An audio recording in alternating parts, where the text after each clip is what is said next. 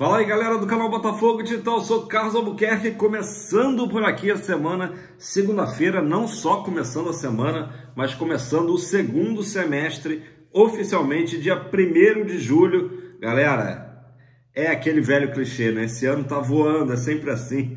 Cada ano que passa, né, dá essa impressão de que o ano vai mais rápido, né? Sinal de que a gente está evoluindo aí na idade, né? Quando a gente é criança, parece que demora uma eternidade, né, para chegar ao final do ano. Depois que a gente está mais crescidinho, passa muito rápido. Galera, vou falar um pouco da rodada, né, do Campeonato Brasileiro, que na realidade termina hoje, segunda-feira à noite. Tem Palmeiras e Corinthians lá no Allianz Parque. Obviamente que o Palmeiras, até por ser o dono da casa, é favorito. Mas quem sabe o Corinthians aí sai dessa fase bem ruim ali, flertando com a zona de rebaixamento. Torcer por um empatezinho, né? Seria importante. A rodada deixou o Flamengo a 3 pontos na nossa frente. Estamos em segundo lugar até o momento. Se o Palmeiras vencer, o Corinthians nos ultrapassa, né? Importante é que eu tenho dito aqui sempre, o nosso mantra, né, é ficar no pelotão da frente. É uma maratona esse campeonato de 38 rodadas, então a gente tem que ficar no grupo ali, quenianos, etíopes, né? Como se fosse uma maratona mesmo, tem que ficar naquele pelotão ali, não deixar desgarrar. Flamengo ontem até achei que a gente ia disputar o primeiro lugar com eles em certo momento da partida, porque o Cruzeiro empatou o jogo e estava com chance até de virar a partida no Maracanã, né? Então eu já estava começando a fazer contas ali de que o Botafogo poderia realmente não só igualar em pontos, mas até ultrapassar o Flamengo no saldo. Mas o Flamengo acabou fazendo o 2-1, né? Uma jogada ali, uma cobrança de falta, uma cabeçada.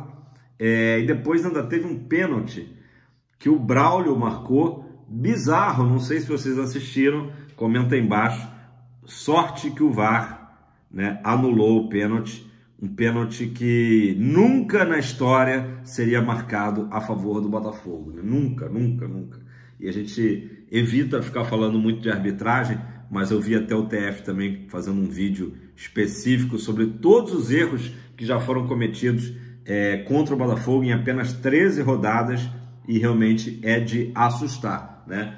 Culminando, né, com esse jogo de sábado, a entrada criminosa do Hugo Moura em cima do Tietê, que nem falta foi, né? Nem falta foi marcado, muito menos amarelo, muito menos a expulsão. Um lance que para mim é aquele lance assim que é mostrado na escola de árbitros. Vejam o que é um lance de expulsão. O cara entrar rachando na canela do Tietê, né? Abriu ali um buraco, né? 6 pontos foram dados, né? Falando em 6 pontos, é a pontuação do Fluminense, né? Então, Tietê igualou ali em um lance apenas, claro, tô brincando, né, gente? O lance foi muito sério, mas igualou a pontuação do Flu, que perdeu para o Grêmio ontem. Mas foi isso, no Maracanã o Flamengo, acho que até o resultado mais justo da partida teria sido um empate. Cruzeiro é uma equipe que tem feito um campeonato bem seguro, mas o Flamengo acabou vencendo. Mas é isso, hoje estamos ali 3 pontos atrás do Flamengo, mas importante é não deixar desgarrar, né? E quarta-feira tem jogo com o Cuiabá, né? Um jogo importante. O Botafogo espera, né, voltar a ter uma atuação convincente e trazer os 3 pontos. De novo, o nosso jogo é o jogo que abre a rodada, né? 19 horas, lá na Arena Pantanal, ingressos já disponíveis a partir de apenas R$ 25,00. Beleza, pessoal? Então vamos dar um giro aqui, vamos falar das datas, né? Eu comecei falando aqui do 1º de julho, obviamente, o Botafogo hoje está comemorando, né? O Botafogo social, principalmente, comemorando os 130 anos do Alvinegro. E muita gente me pergunta, até torcedores botafoguenses, Carlos, tem tantas datas, né, botafoguenses, 1º de julho, mas sempre ouvi falar do 12 de agosto, depois tem o 8 de dezembro, né? Então, só para a gente entender bem essa história gloriosa, né? A data de hoje, os 130 anos, que aí voltando da 1894, é do Clube de Regatas Botafogo, né? Ou seja, do Remo Alvinegro, tá? Então são 130 anos do Remo. Depois teve o futebol, que é justamente o 8 de dezembro, e a fusão, perdão, até eu me enrolei, o futebol 12 de agosto e a fusão comemorada no 8 de dezembro, né? Então são várias datas aí. Eu cresci sempre com o 12 de agosto como a data de fundação do Botafogo, né? Que é justamente o futebol, né? Então, comenta aí embaixo para você qual que é a data mais importante. É o 1º de julho do Remo, é o 8 de dezembro da fusão ou é o 12 de agosto, né? Do futebol, beleza? Comenta aí embaixo. Mas é legal, são 3 datas que a gente tem aí ao longo do ano para celebrar o nosso amor ao fogão. Falei no final de semana das datas também do 66 anos, né, em 29 de junho, do primeiro título mundial do Brasil, né, lá na Suécia. Falei também dos 22 anos do Penta em Yokohama, no Japão. E ontem também, dia 30 de junho, também foi 17 anos da inauguração do Nilton Santos. Eu estava lá, eu sei que muita gente que está me assistindo também esteve nesse jogo, estava lotado. Foi um Botafogo Fluminense, 2-1 para o Fogão, de virada, né? Quando ainda na época era Estádio Olímpico João Avelange, né? Depois virou a nossa casa, enfim. O resto, como eles dizem, é história. 17 anos do Nilton. O Textor, inclusive, postou imagens ali do novo teto, né? É o mesmo teto, só que limpinho, agora branquinho, do Nilton Santos, que era uma antiga reclamação do torcedor alvinegro, né? O teto estava desgastado aí por esses 17 anos, né? Sem uma manutenção devida, e agora tá tudo limpinho. Nilton Santos a cada dia melhor, né? Cada dia que a gente vai ao Nilton Santos tem uma melhoria, tem uma novidade, tem uma tecnologia. A última aí também é a questão do LED, né? Pessoal, tendo falado aí de datas, de Campeonato Brasileiro, vamos falar desse 1º de julho também como uma data interessante, já que alguns jogadores estão retornando ao Botafogo. Mas, Carlos, você não falava tanto que o 1º de julho era justamente quando o Igor Jesus e o Alain poderiam aparecer lá no Lonier? É verdade. Hoje também marca essa data em que os jogadores... Ontem foi o último dia deles de contrato com seus antigos clubes, lá nos Emirados Árabes, né? Então, agora sim, os jogadores Alain e Igor Jesus podem efetivamente serem fotografados, serem filmados no Lonier. A data de abertura é dia 10 de julho, né, da janela, porém a CBF, para equilibrar as coisas, enfim, já que pegaria bem na metade de uma rodada, só permitirá que os jogadores atuem na rodada seguinte, que é justamente o Botafogo e Palmeiras, dia 17 de julho. Então, Alain e Igor Jesus, a partir de hoje, tá valendo, né, o contrato deles aí. Eles tinham assinado um pré-contrato, agora sim um contrato com o Fogão. Mas eu quero falar de outros 7 jogadores que estão retornando ao Botafogo, estavam emprestados, né? E a grande questão aí dos próximos dias é, desses 7 jogadores, será que algum deles, ou alguns, serão aproveitados pelo Arthur Jorge? Vamos falar deles agora, tá? Então tem 3 jogadores do RWD Molenbeek, o Felipe Sampaio, o zagueiro, o Segovinha e o Carlos Alberto. Desses 3, o Sampaio tem pouquíssimas chances de ser observado. Situação de Segovinha e Carlos Alberto serão observados pelo Arthur Jorge, né, com boas possibilidades, eu diria, né, boas possibilidades de serem reintegrados ao elenco alvinegro. E eu acho que sim. Segovinha hoje, 1 ano mais velho, tá intensificando, né, os treinos de musculação, ele tem postado, né, sempre ali malhando o Segovinha para ganhar corpo, né? E o Carlos Alberto, acho que são 2 nomes que têm boas possibilidades de ajudarem, né, a encorpar o elenco do Botafogo. Estamos sempre falando, o Botafogo está com um elenco curto diante das inúmeras lesões, das suspensões, né? O Botafogo teve agora, recentemente, contra o Bragantino, 3 jogadores suspensos por cartão amarelo, né? Então, Segovinha e Carlos Alberto, com boas chances. O Felipe Sampaio, eu diria que provavelmente o Botafogo vai emprestá-lo novamente ou negociá-lo em definitivo, tá? Sampaio que não foi bem lá no Molenbeek.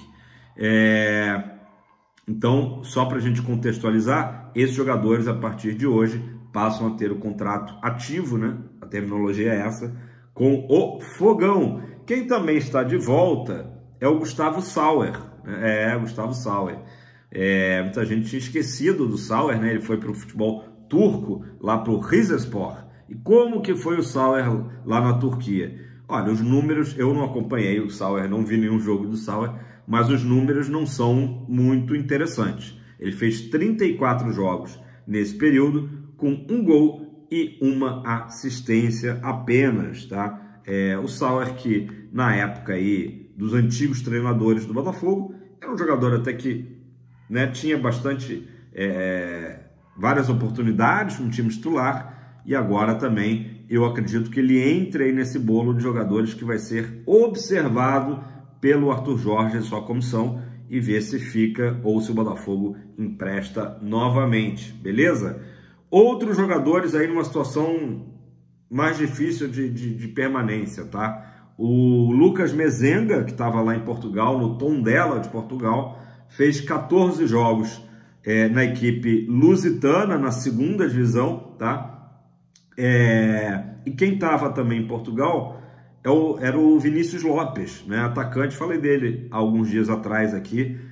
O Vinícius Lopes, ele subiu para a 1ª divisão com o Santa Clara e há uma tendência dele permanecer lá, né? Então, assim, ele volta para o Botafogo, mas deve ser um bate-volta enfim, ele deve ficar em definitivo no Santa Clara, tá? Mezenga, situação, um ponto de interrogação, e também um ponto de interrogação a situação do lateral direito Daniel Borges. Daniel Borges, que também, assim como o Sauer, né, foi aproveitado aí bastante aí até o ano passado no Fogão, foi emprestado para o América Mineiro, né? Nessa temporada de Brasileirão, em 9 jogos que o Borges atuou, 7 foi como titular, e também acredito que o Daniel Borges não fique no elenco alvinegro, né? A gente sabe que o Arthur Jorge, assim como o Castro, né, eles têm aquele pensamento que não está errado não, né, de trabalhar com um grupo mais enxuto, né? Então a primeira coisa que o Castro fez e a primeira coisa que o Arthur Jorge fez, ou uma das primeiras coisas, foi liberar jogadores. Olha, isso aqui não interessa, e o Botafogo começou a dispensar, né, por ordem dos treinadores, né, cada um na sua época aí, o Castro ali no início da SAF e o Arthur Jorge atualmente. Porém, né, o Arthur Jorge é um cara inteligente, obviamente que ele tem observado que o Campeonato Brasileiro, que a maratona do Campeonato Brasileiro, que é uma coisa que ele não estava acostumado em Portugal, né, jogos a cada 3 dias, vai exigir realmente uma gordurinha ali no elenco, digamos assim, né, alguns jogadores a mais para ter como opção, né? Muita gente reclamou aí no jogo de sábado, né? Caramba, ele botou Patrick de Paula em campo de novo, já tinha feito contra o Bragantino, mas as opções não são muitas, né? Olha para o banco de reserva e não tinha muita opção de jogadores, né?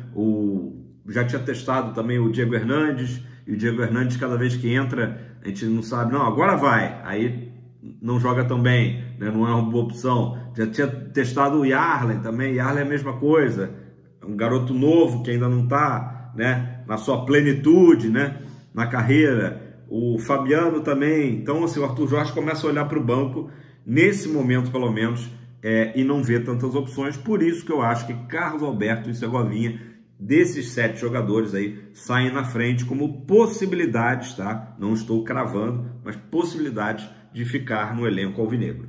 Beleza? Acho que eu falei de todos os 7 jogadores aí retornando. E claro, deixei de fora, né? Falei do Alain, falei do Igor Jesus, deixei de fora o Thiago Almada. Thiago Almada, até o momento, a expectativa é de que ele vá jogar as Olimpíadas pela Argentina, né? Então isso aí, o que já se sabe, o que já foi apurado. Thiago Almada nos próximos dias, né? A gente vai saber isso aí.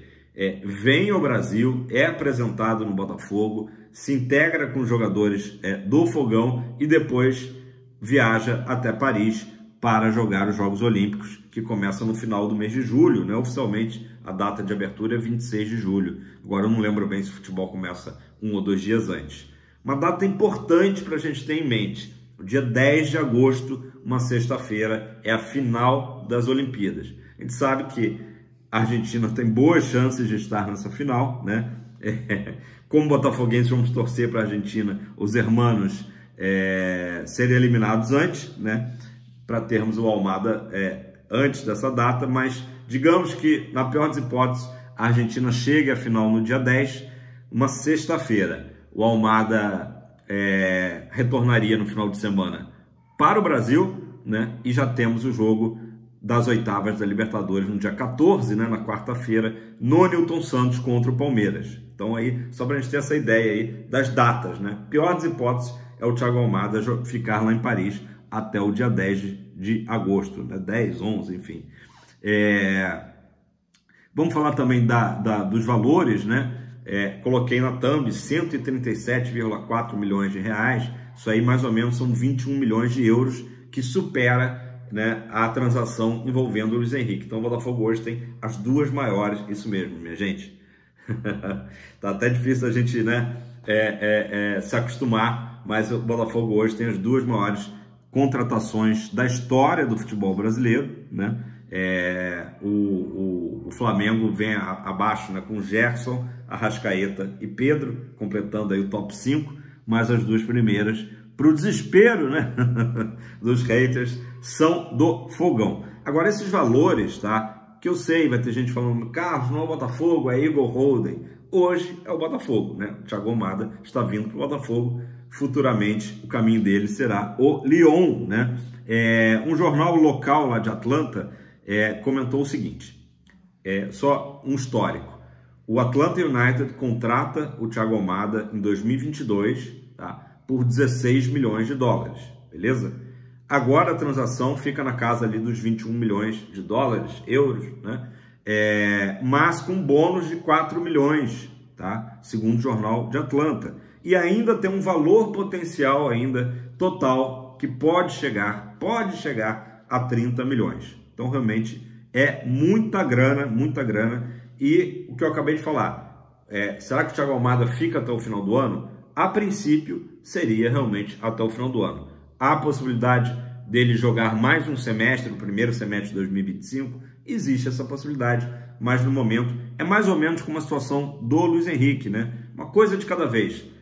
A gente espera que o Almada seja um jogador chave aí e ajude o Botafogo nas 3 competições que nós estamos disputando, né? Brasileirão, Libertadores, Copa do Brasil, e aí quem sabe uma possibilidade de permanência, se ele se adapta bem na cidade, gosta do Botafogo, gosta da torcida, né, do Fogão, enfim, dele ficar ainda mais um período para justamente começar a temporada certinho no meio do ano que vem lá no Lyon. Então isso aí, os grandes influenciadores aí e sites internacionais estão falando em 6 meses do Almada no Botafogo, mas a verdade é que não existe ainda isso, né, firmado.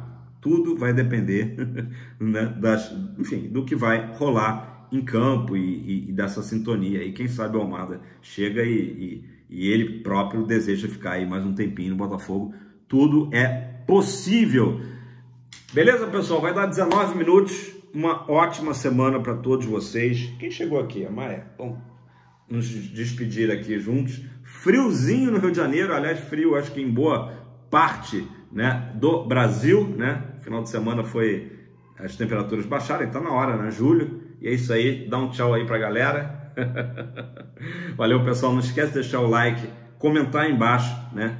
Para engajar a plataforma do YouTube, entender que é um conteúdo bacana. E se você não é inscrito, tô esperando que se inscreva. É muito importante pro canal Botafogo Digital a sua participação. Tamo junto, abraço. Fogão!